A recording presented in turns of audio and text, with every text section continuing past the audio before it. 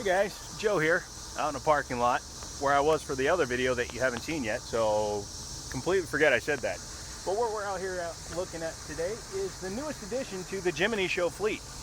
And yeah, I said fleet because right now the company has 6 if you count Daniel's SHO, so we consider those all usable vehicles, and this is no exception. What you're looking at here is an extremely filthy, extremely dirty 2001 Lincoln Navigator. Why is that a big deal?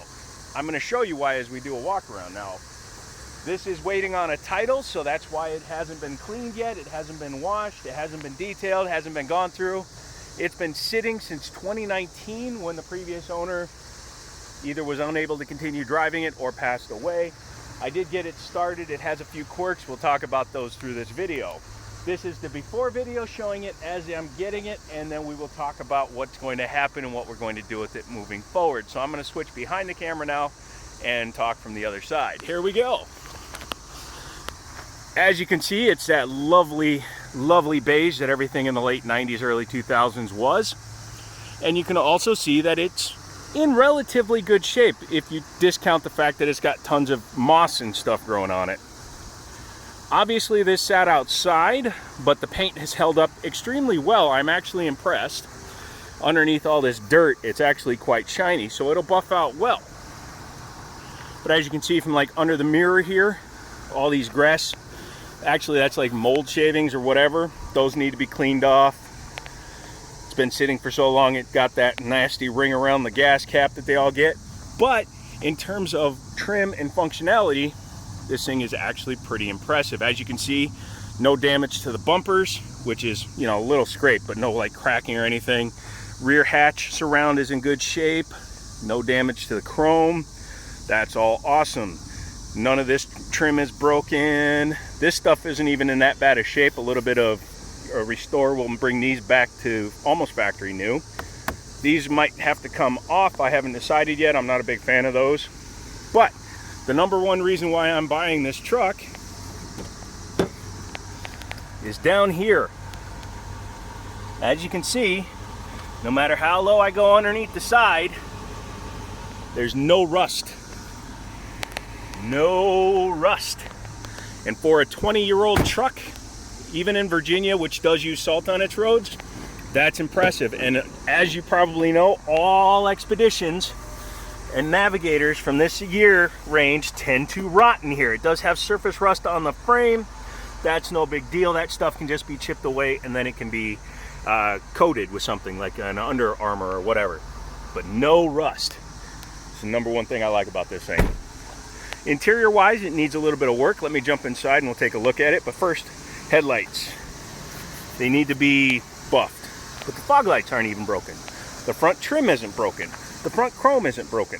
Overall, I'm really happy with the outside of this thing. Here's where the bad news starts. Somebody that must have had trouble getting in and out of the car, probably just kind of slid across and probably had something in it.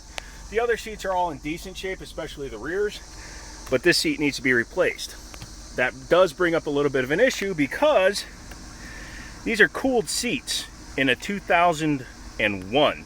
Has both cooled and heated, which is nice, except finding a replacement seat for this might get expensive. Has your standard wood grain, faux wood grain for the interior. All this should clean up well. It's all looking really good. Then you pop in here, and this is where the niceness starts. Again, this needs to be clean. This obviously sat in the sun. You can see sun damage on the buttons. 140,000 miles, not a single light on the dash. It's running great.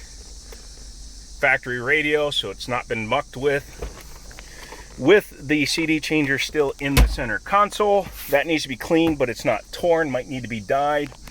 Trip computer, that is actually just the refresh rate difference between my phone and that screen. There we go. So that works, and it has a sunroof with a clean cover. It's not a dual pane or anything. That would be too easy. In the back you have captain's chairs with a center console. This cover is supposed to look like that cover, but it doesn't. And it is missing the third row seat, but the third row seat is actually not difficult to get anymore. Back when these things first came out, they were very expensive. Not today. It does have four-wheel drive. Actually, it's all-wheel drive with 4 high and 4 low. Rear heat and air controls. However, the blower fan up here doesn't work. Additionally, don't know if you can hear that, but the wiper motor seems to be disconnected from the wiper arms. When I was trying to drive it around, you can see these streaks. I had to get out and manually wipe the windows. Let's jump in the back real quick. Here we go. Also, these running boards aren't broken. They're a little bit of crazing and cracking on the bottom of them, but they're actually solid. These wheels, they're toast. You can see all the surface rust that's built up inside the pockets. They'll be all right for now, but more than likely I will wind up swapping that out. Also, you will see 20-year-old Navigator, and it's sitting at the right height. The air ride in this thing still works. It was sitting on its axles when it first came in, and I was worried that I would have to do the Expedition swap that you tend to do, but I'm not going to have to do that because, as you can see, the air ride is working. This side is a little lower because it was sitting at a weird angle on a hill. It will need to be reset, so that works fine. But again, coming back here, glass is all in nice shape. It does have the two-way release, so you can do just the glass to go into the cavernous trunk area. I was looking for stuff. Or you do this. And again, the struts are still in good shape. 20 years old, and the struts are still good. Looking up here, it's got your typical dirt, but on the tailgate, you have just a little spot right there, but otherwise no rust anywhere. And I'm probably gonna have to get that taken care of if I wanna keep this paint from ever bubbling on the other side. Focus. Why won't you focus? There we go. Come on, focus. There's a word. Focus on the word. There we go. That's a nice one. You see that right there underneath the word Navigator, the 32 valve Intech? That's important, and here's why. Because this particular Navigator has the 5.4 32 valve Intech. This is the quad cam V8 that's also used in the Cobras of its day, as well as I believe the basis for the Lightning and the basis for the GT500 engine that followed up in 2005. Again, 20-year-old hood struts, and they work fine. No rust. That's awesome. Don't know if the AC works because, again, the front blower fan is out, so it's not engaging the clutch. However, the air suspension, which is under here, is not going crazy, which I like. Everything seems to be working the way it should.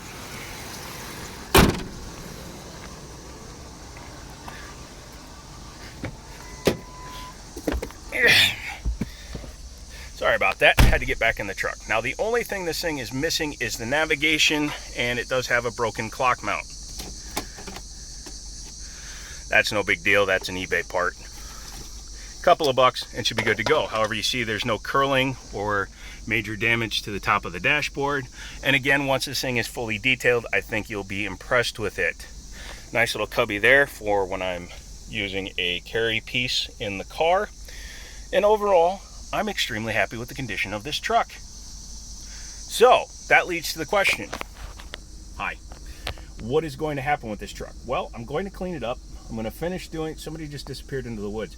I'm going to finish cleaning this up. I'm going to get it detailed. I'm going to do a full like fluid change in it. I checked the fluids. The fluids all look good. It's running perfect oil temp, or oil pressure, coolant temp. Everything in this truck is working great. Got to figure out why the shifter's a little bit iffy with the starting issue, and then we'll just take it from there. But this is going to be my company daily driver, or if I just don't feel like driving the 300 all the time, keep the mileage off of that. But definitely this will be my winter vehicle. So once the paperwork is sorted out and the title is sorted out, I will take it to my house. I'll do a full detail on it. We'll break down exactly what it needs in like specifics and dollar amounts, and then we will talk about that. Speaking of dollar amounts, I'm paying $1,500 for this truck, which is actually really good value in today's market, especially pandemic timing. If I fixed a few little things it needs and got it detailed really nice, this is probably a $5,000 to $6,000 truck right now. Would I sell it? No. Not for the money I'm going to pay for it, because I paid that for the Crown Vic because I was helping out a friend, and this will be a much better deal. So come back for that. Again, sorry from the last video where I explained why I'm not putting out as much content, but this is kind of why. I've been working on 2 different cars today alone, and I have to go pick up stuff from the auction, so I'll do that. Subscribe, let me know, follow social media, at least Twitter, not Twitter. You can follow on Twitter. My auto posts from Instagram go there, but I'm mostly going to be Instagramming because that's a lot easier and less toxic, at least for me. And we will continue moving on. So come back for more videos. This is Joe. This is the Jiminy Show. This is the new ride for the company. And as always, I'll talk to you later.